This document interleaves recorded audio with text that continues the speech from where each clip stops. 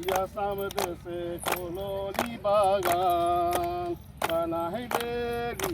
আমরা সোনার আসাম আসাম দেশে কললি বাগান বানাই দেলি আমরা সোনার আসাম গাড়া ডিপা করলি সমান বানাই দেলি আমরা সোনার আসাম আসাম দেশে কলো আমরা সোনার আসাম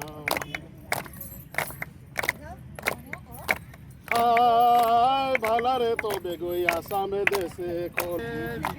আমরা সোনার আসাম बीजेपी जिंदाबाद भारतीय जनता पार्टी जिंदाबाद हेमंत बिस्वा शर्मा जिंदाबाद हेमंत बिस्वा शर्मा जिंदाबाद अनल जिंदाबाद बीजेपी जिंदाबाद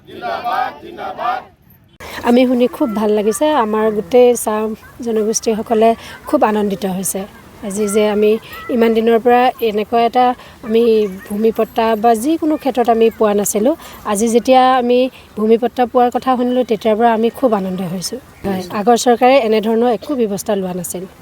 এখন প্ৰথম ইয়াৰ কিছুমান সুবিধা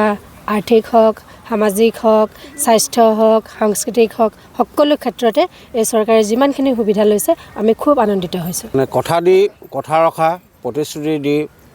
প্ৰতিশ্ৰুতি ৰখা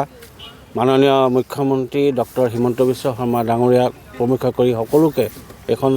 বিজেপি চৰকাৰক আমি ধন্যবাদ আৰু কৃতজ্ঞতা স্বীকাৰ কৰিছোঁ বিশেষকৈ আদিবাসী বা চাহ জনগোষ্ঠীৰ ৰাইজসকলক যি কথা দিছিলে প্ৰতিশ্ৰুতি দিছিলে ভূমিপট্টা প্ৰদান কৰিব বুলি লগতে আগন্তুক দিনত যি মজুৰি বৃদ্ধি কৰাৰ পদক্ষেপ গ্ৰহণ কৰিছে বা আজি প্ৰস্তাৱ লৈছে আজি বিধানসভাত পুনৰবাৰ কৈছোঁ যে এইজন মুখ্যমন্ত্ৰীৰ নেতৃত্বতেই অসম তথা বিজেপি চৰকাৰে যি সাহসী পদক্ষেপ গ্ৰহণ কৰিলে সমূহ অসমবাসীক হৈ আৰু আজি খোৱাং বাগানত আমি উপস্থিত হৈ মাননীয় মুখ্যমন্ত্ৰী ডাঙৰীয়াক শুভেচ্ছা জ্ঞাপন কৰিছোঁ আৰু আজি এই ঠাইতে আমি আদিবাসী মানুহখিনিৰ মাজত এটা আনন্দ ফূৰ্তি কৰিবলৈ সুবিধা পাইছোঁ।